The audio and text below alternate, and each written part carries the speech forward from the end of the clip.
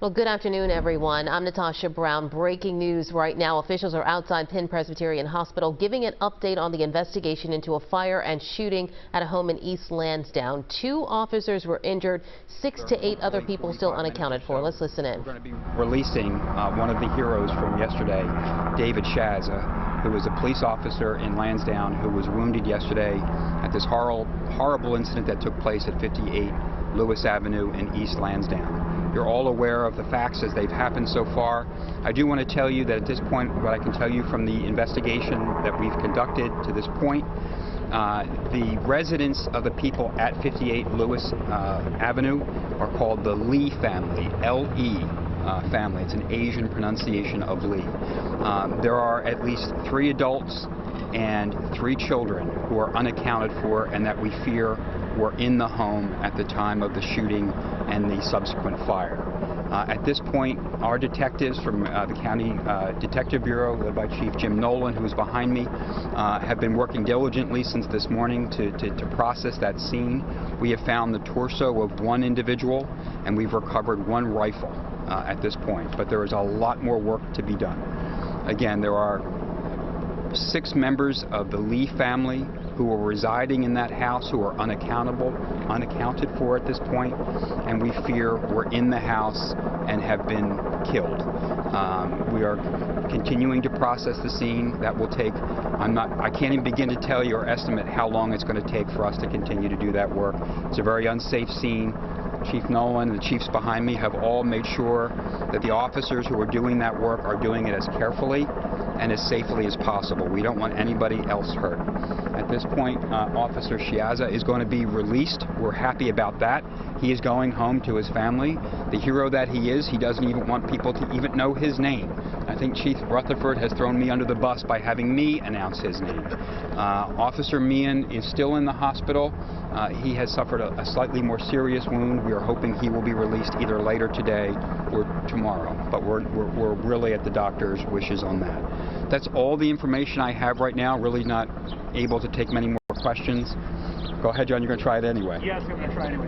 Can you tell me, do we know who called 911 and whether or not the call originated from the house? I cannot confirm. I don't know. Let me be honest with you. I do think a family member who's not inside the house might have made a call. I don't know if that was the 911 call that triggered the response. I just don't know. Were there family members that escaped from the house before the fire started? There are 2 family members who I would say are the grandparents of the children and the parents of some of the adults who were on scene. I don't know at what point they left the scene. Jack, you mentioned the Lee family. Do you know the relationship with the person who shot or set the fire? Is this the same person that you believe carried out the crime? What we know is that those individuals we believe were in the house. One of them may in fact have been the shooter, but we're still at the process of trying to find out where everybody is inside that house to do the work, the awful, horrible work of trying to recover these bodies. That's the second step of an investigation, is to try to figure out who may or may not have been the shooter. And I don't know if we'll ever really be able to determine that. What, the shooter is related to the Lee family? We believe it could be a member of the family, but we don't know. What we know at this point, there could be other people in that house. What I'm telling you, what I do suspect, is that there are 6 members of that family who resided there who are unaccounted for, and we are presuming were in the house at the time of this incident and the fire.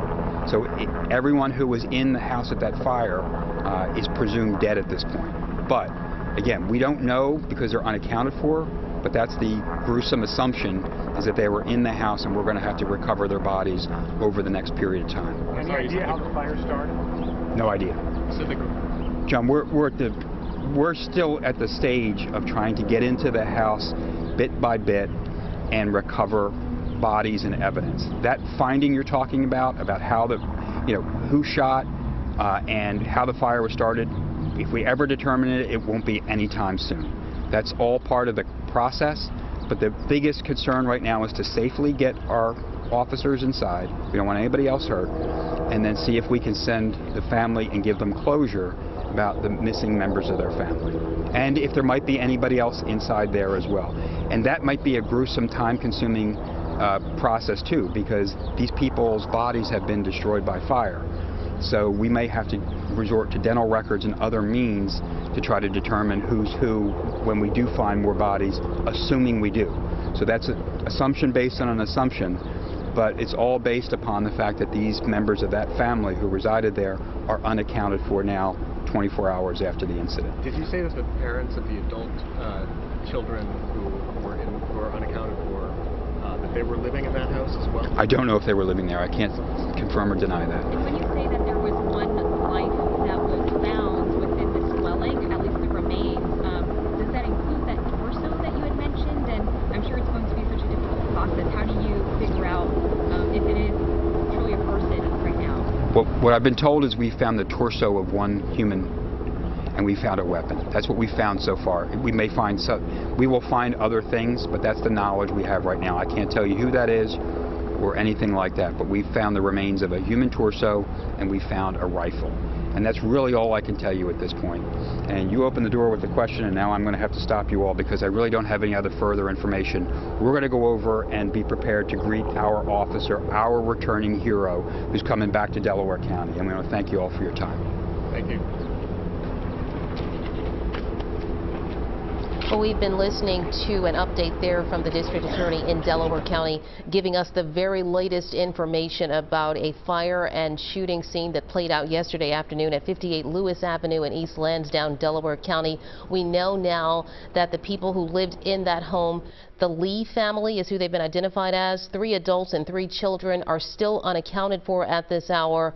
All were thought to be present inside the home at the time, but again, their bodies have not been recovered just yet. One rifle's been recovered and the torso, gruesomely enough, of one body. This will be a painstaking investigation. They're saying still lots to be uncovered. This is a gruesome recovery scene right now as this investigation does play out. We've got reporters on the scene there. They're going to bring us up to date throughout our newscast starting at 4 o'clock this afternoon. Again, they're outside of Penn Presbyterian Hospital right now, where the good news is one of the officers who was shot is being released from the hospital, and that should be happening in just a short time. So we will bring you the very latest coming up on our newscast starting at 4 o'clock. Right now, we return you to regularly scheduled programming.